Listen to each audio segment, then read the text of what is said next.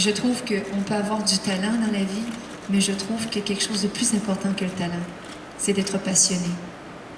Alors ce soir, c'est pas vraiment le talent. Je pense surtout que c'est la passion. C'est thérapeutique, la musique. On l'écoute tous d'une façon différente.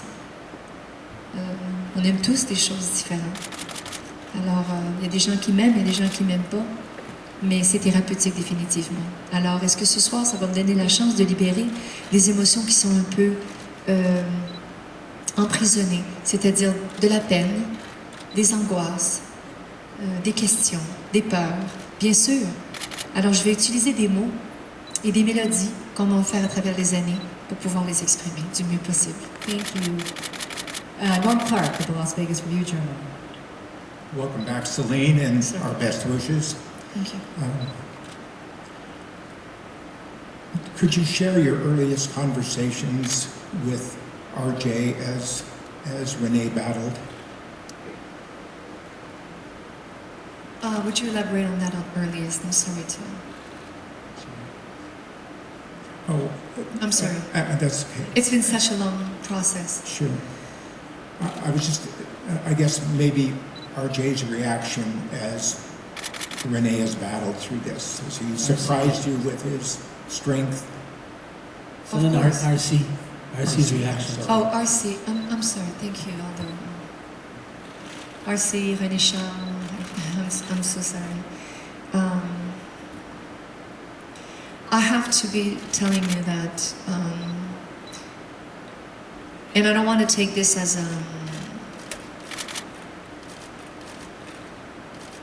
it's not about me, but I'm trying really hard to show my children that sickness and things happen in life, and you cannot be crying and be depressed and constantly talk about, oh my God, you know?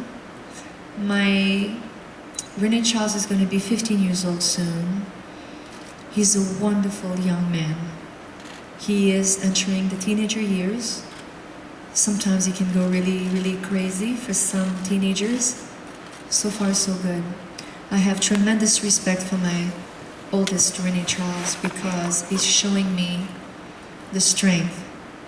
That is hard for him sometimes, I am sure, to see his dad this way, because he's been his anchor. He has been his strength. When he was younger, when he saw his dad older, it was like, you know, my dad was a little older. But as both of them got older and RC got older, my husband could show RC a lot of things. And they bonded a lot. And that bond is difficult right now. And I am sure it is hard for my oldest son, René Charles, but what I see day by day, one day at a time, he's homeschooled, entering his 3rd year straight in homeschool this year. There's been a few reasons why. We don't want to take him away from society and have a good time. We are really well taking care of that. He is becoming a hockey player. He's the only one in the family who has straight teeth. And now he's becoming a hockey player. Take that. It's okay. I will fix them. But regardless the hockey for a thing, he's a tremendous golfer. And he just shot a 40 and a 36, and that's not his best game, but just like a couple of days ago, he's like, oh, well, you know. And I'm like, that was incredible. You're playing like once or twice a week.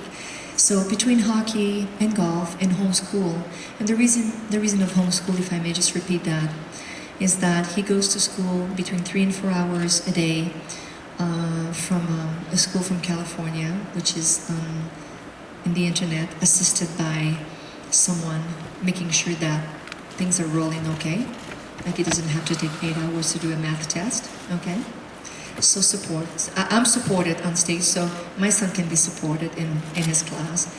But what it does, the bigger picture for me and for Renee especially is that for 3 hours my son has been having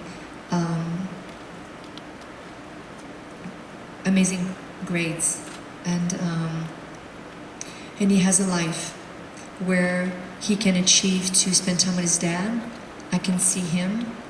He's bonding even more with the twins right now because they're growing, so now they can play catch baseball, you know, when they're so small, and there's a big difference. You know, they still, you know, it's awkward sometimes. He's so small, it's like, oh, play with him, you know. So now they're almost 5, so the bond is getting closer. And it's very important for me that the rest of the journey, whether it's his dad, looking at him hitting balls, or going to the arena playing him hockey, knowing that the school is done. He has socialization with friends. We have a lot of sleepovers at my house. I'm not ready to send him, so I don't mind if he has friends come, and I'm good with that. I love mattresses on the floor everywhere, and we can see him. His dad can see him. He can see his dad, and because school takes so much time. Your kids leave at 6:30, 7 o'clock in the morning. They come back for dinner, and you're like, "Are you done with your homework? Hurry up, dinner. But I don't want to eat that. Well, you have this or this. Take a shower. Please read your book. Good night."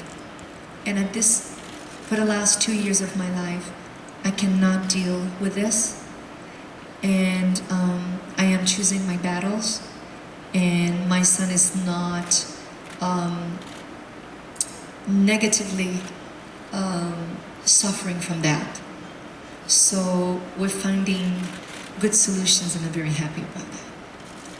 Thank you. John Katsalamides, Las Vegas Sun. Sir, Hi, Celine. Welcome back.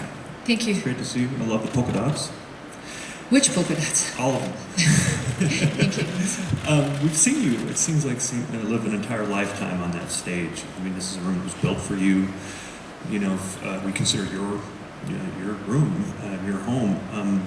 Is it more than a performance venue, the Coliseum, and is it especially cathartic to be able to come into a place that is so familiar and make this return? Absolutely. It became a stability.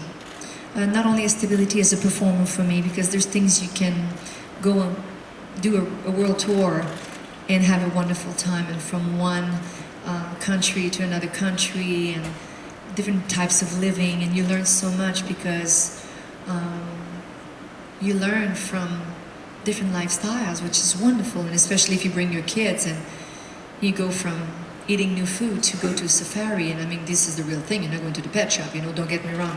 My kids love to go to the pet shop, but when you go see real lions, this is something good, you know. So I really, at first it was a little bit scary when I started here, because I thought